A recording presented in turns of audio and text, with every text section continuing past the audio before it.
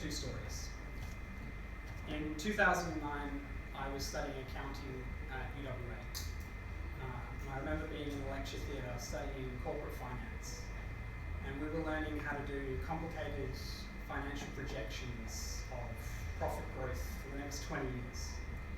And even though at that time, outside, the global financial crisis was going on, our lecturer was teaching us that the graph had exponential growth, year on year exponential growth. And I questioned this, and alarm bells went off in my head at that time, thinking, why am I doing this? Why am I learning about how to project exponential growth when realistically any company during that time had anything but exponential growth? And that really made me start questioning what they were teaching and why I was learning it. I couldn't help but think I was only learning this so I could work at a Big Four accounting firm and help the gap between rich and poor get larger. And so from that point, I knew that I didn't want to be an accountant. I wanted to do something to help people and to fight for equality. A year later, I was walking with my now wife near Steve's restaurant in Edlands, and there was a pair of sunglasses on the ground that someone had dropped. I took what I believe is the normal person's approach in that situation. Who cares, keep walking. She took the exact opposite approach. And I've never told her this, but that's the point when I knew that I was going to marry her.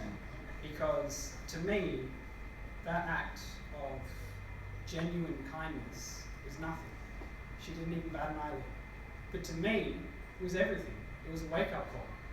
How can I be thinking of myself, saying I'm going to help people and I'm going to fight for equality when I can't even take a pair of sunglasses a couple of meters to a restaurant to maybe help someone out in a small sort of way?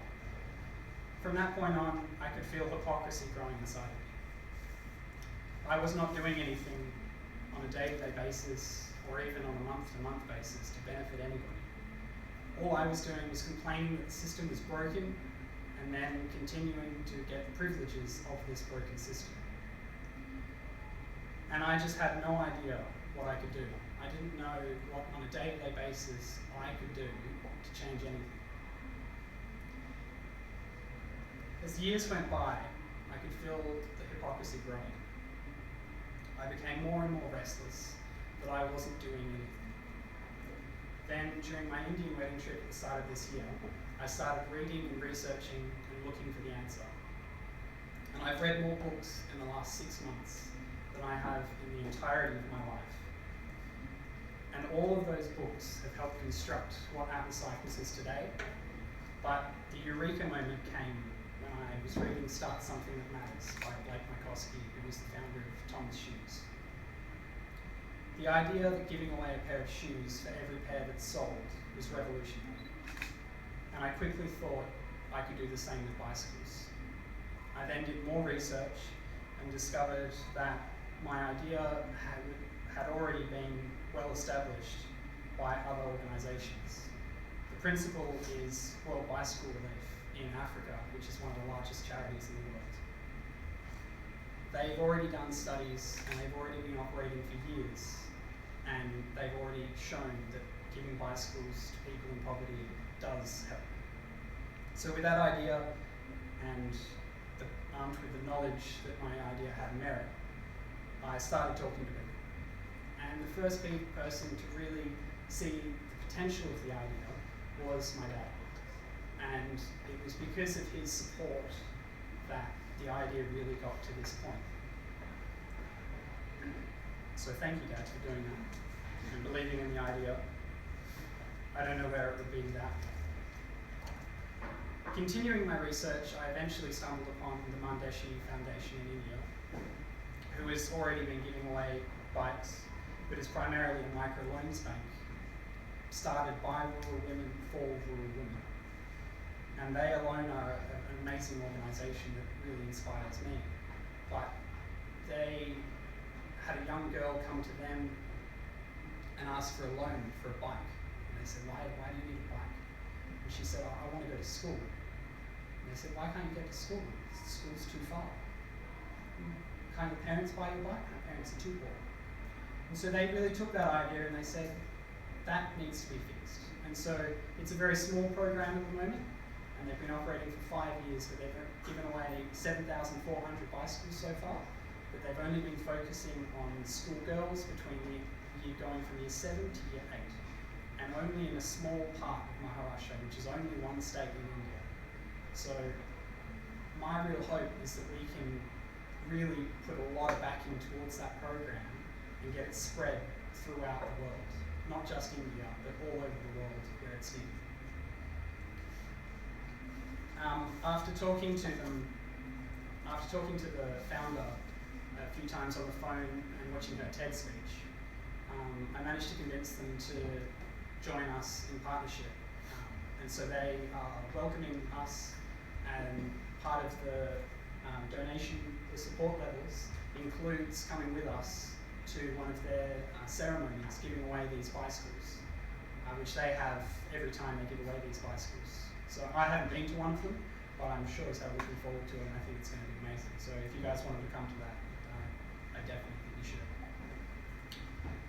I then contacted Pencils of Promise, which is another charity which builds schools in Southeast Asia, just to seek advice. They said, after being a non-for-profit for 5 years, our advice to you is to look at your mission holistically. That made me think, if we really want to alleviate poverty and make the change that needs to happen, we need to do a lot more than just give away bicycles. And this reminded me of Martin Luther King Jr., who said, true compassion is more than flinging a coin to a beggar. It comes to see that an edifice which produces beggars needs restructuring. This is why we are pledging at least 50% of our profit to going beyond just giving away bicycles. We want to support organisations in the areas that we work in that have the same goal of sustainably alleviating poverty. This is the story of how Art Recycles was conceived and how it morphed into what it is today. But there's one more story I want to tell you. When I was growing up, I was raised, like most people in the Western world, as individuals, standing on our own, being pillars of strength for ourselves. If we fall alone. If we succeed in isolation. That is a lot of pressure.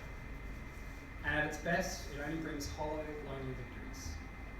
What is the point of success if you don't have anyone to share it with?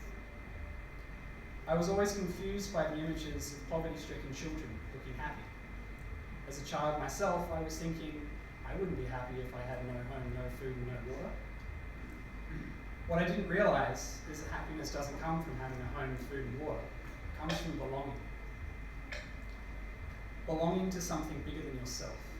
A family, a community, a rowing club, or even a movement. I have married into an Indian community and have seen and felt firsthand why poverty-stricken children can be happy. They are together as a community always. If they are falling, they fall together. If they are succeeding, they succeed together. If they are starving together. And this is true of many cultures and communities around the world. One of my favourite sayings is an African proverb. If you want to go quickly, go alone. If you want to go far, go together. The journey from where we are now to where we need to be is a long one. And I am asking everyone here to stand up with me and say, let's go together. I do not see Art Recycles as a company. I see it as a community. A community of people who believe there is a better way. A community of people who believe that together we are strong. A community of people who believe in supporting each other. If this succeeds, we will succeed together. If this fails, we will fail together. The journey is long and we may never get there. But as a community, we need to stand up for a better way. Thank you.